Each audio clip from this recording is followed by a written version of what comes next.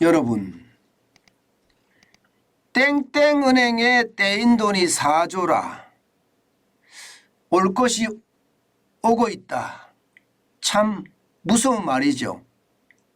여기에서 땡땡은행이라고 하면요, 5대 시중은행을 말합니다.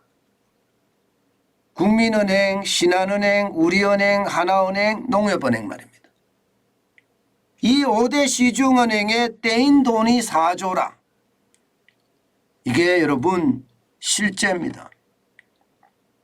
5대 시중은행 고정이하 여신 잔액이 3조 8,240억 원입니다. 4조에 가깝죠. 이 고정이하 여신이라는 것은 여러분 쉽게 말하면 NPL이라고도 이야기하는데요. 3개월 이상 이게 이자를 갚지 않아서 떼인 돈이라는 이야기입니다. 이럴 경우는 상각을 시키거나 그렇지 않으면 이게 부실자산으로 넘겨버리거든요.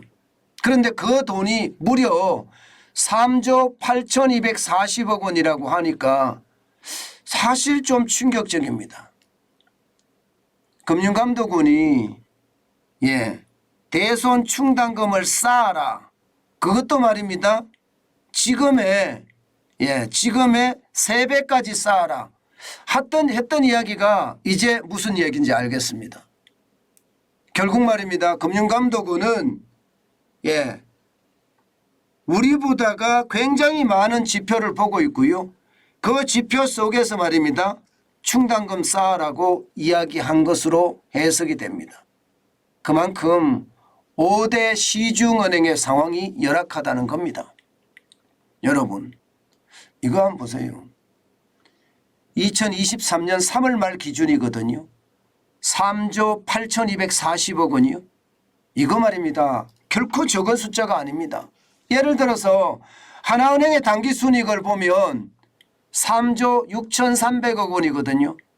하나은행의 당기순이익보다 많습니다. 그러면 국민이나 혹은 신한보다는 적겠죠. 뭐 국민은행 같은 경우는 적어도 4조 한 1,000억 원 이상이고요. 신한은행도 4조 한 4천억 원 이상이니까요. 그러나 하나은행이나 우리은행이나 농협은행보다는 지금 떼인 돈이 더 많다는 이야기잖아요. 저는 이것을 보면서요, 생각했던 것보다가 지금 시중은행의 상황이 열악하다. 저는 이렇게 읽고 있습니다. 그만큼 충격적이라는 거예요.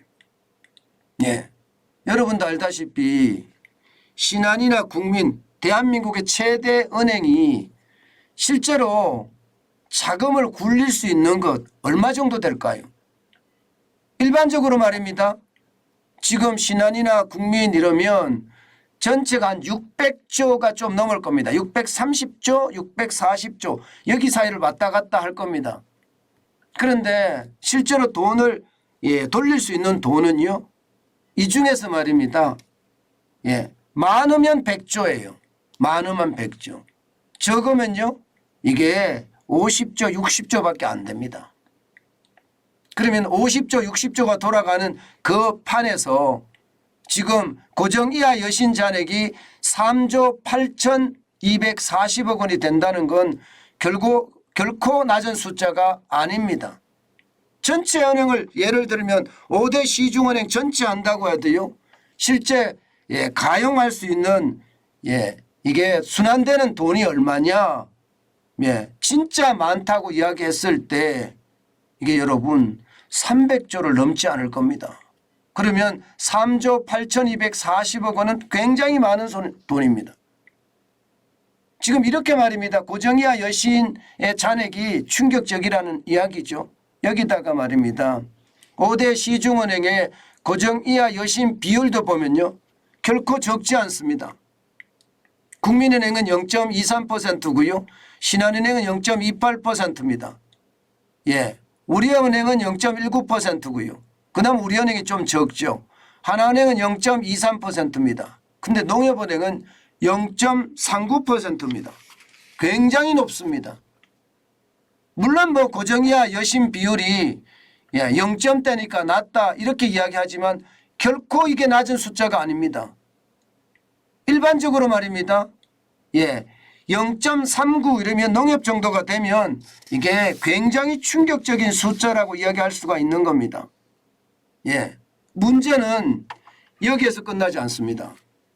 이게 일반적으로 고정 이하 여신 비율은 3개월 이상 연체된 걸 말하잖아요. 다시 말해 떼인 돈이라고 이야기할 수가 있는 돈이에요.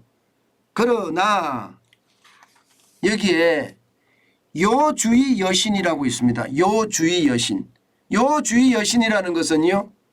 1개월 이상 1개월 이상 연체를 하면 요주의 여신으로 분류가 되는데 그 숫자가 여러분 만만치 않습니다. 여러분 보세요. 요주의 여신 잔액이 전체가 말입니다. 5대 시중은행만 8조 3,225억 원입니다. 엄청나죠. 국민은행이 1조 2,682억 원이고요. 신한은 1조 980억 원. 우리은행은 1조 9,630억 원입니다. 하나은행은 더 큽니다. 2조 910억 원이고요. 농협은행도 1조 9,023억 원입니다. 요주의 여신 잔액까지 보니까 이거 예상했던 것보다가 실제 시장의 어떤 불안감은 굉장히 크다 이렇게 이야기할 수가 있습니다. 이것도 여러분 이것도 말입니다. 이것도 3월 말 기준이잖아요. 3월 말. 실제로 늘어난 것도 보면 말입니다. 국민은행은요. 이게 전년 동기 대비해 보면 18.4%가 늘었습니다. 굉장히 많이 늘었죠. 신한은행도 1년 만에 10.9%가 늘은 수치입니다. 우리은행은 15.5%가 늘었고요. 하나은행은 17.5%가 늘었습니다. 이게 느는 속도가 굉장히 빠르죠. 이렇게까지 빨리 느니까 이게 은행의 위기라는 이야기가 결국 말입니다. 자꾸 이렇게 흘러나오는 겁니다. 여러분 금융감독원이 굉장히 강하게 대손 충당금을 지금의 3배로 쌓아라 하는 이유가 이런 데 있었습니다. 결국 말입니다. 고정이하 여신 비율 쉽게 말하면 떼인 돈이 많고요. 지금 떼일 가능성이 높은 돈도 굉장히 많다는 이야기예요. 떼일 가능성이 높은 돈도 8조 3,255억 원이니까 이게 결코 낮은 숫자가 아니지 않습니까? 문제는 여러분 올 9월입니다. 올 9월. 9월이 되면 대출 만기 연장이나 이자 상환주의 금액이 돌아오거든요. 지금 보시는 것처럼 2023년 5월 3일 기준으로 보면 5대 시중은행만 36조 6,205억 원이나 됩니다. 물론 9월 말보다가 45조 349억보다는 많이 내려갔습니다. 18.68%가 떨어졌습니다. 그래서 8조 4,144억 원이 떨어졌어요. 그렇지만 이 금액이 결코 낮은 숫자가 아니라는 거고요. 그러면 여러분 생각을 해보세요.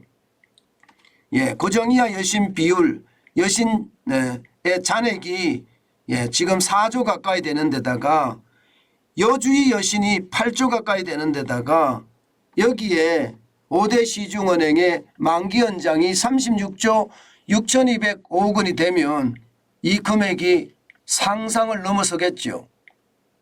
그러니까 이게 은행의 위기라는 게 없다 이렇게 단정하기는 굉장히 어렵습니다.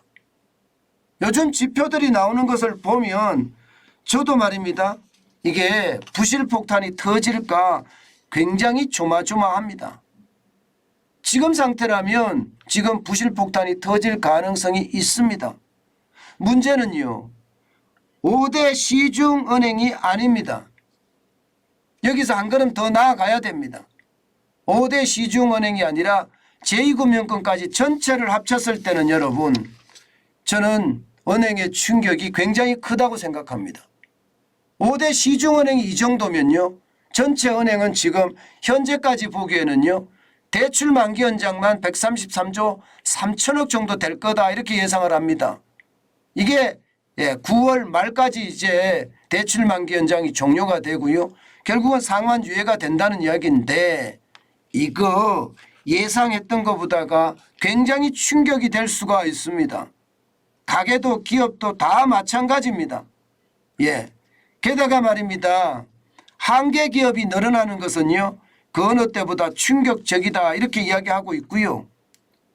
부동산 PF 대출금과 또 전세 사기가 되면서 경매를 유예한 것 이런 것까지 다 합쳤을 때는요. 이게 우리가 상상하지 않은 그런 충격이 시장에 닥칠 수도 있다. 이것이 지금까지의 지표예요. 저는 금융당국 특히 금융감독원이나 금융위원회가 이렇게 지독하게 말입니다. 지표를 가지고 은행들을 계속 조이는 걸 보면요. 아, 이유가 있었구나. 그 이유가 결국은 떼인 돈이 많아지고 떼일 돈이 많아지고 여기다가 코로나 만기 연장의 금액이 이제 돌아오니까 그에 대한 두려움이 굉장히 컸던 것으로 보인다. 저는 그렇게 읽었습니다. 예상했던 것보다가 더 심각한 지표들이 나오죠. 그중에서도 말입니다. 5대 시중은행이 이렇다면 나머지 금융권은 말해 못하겠습니까? 특히 이 금융권은 굉장히 충격이 될 수도 있다는 게 지금 시장의 예측입니다.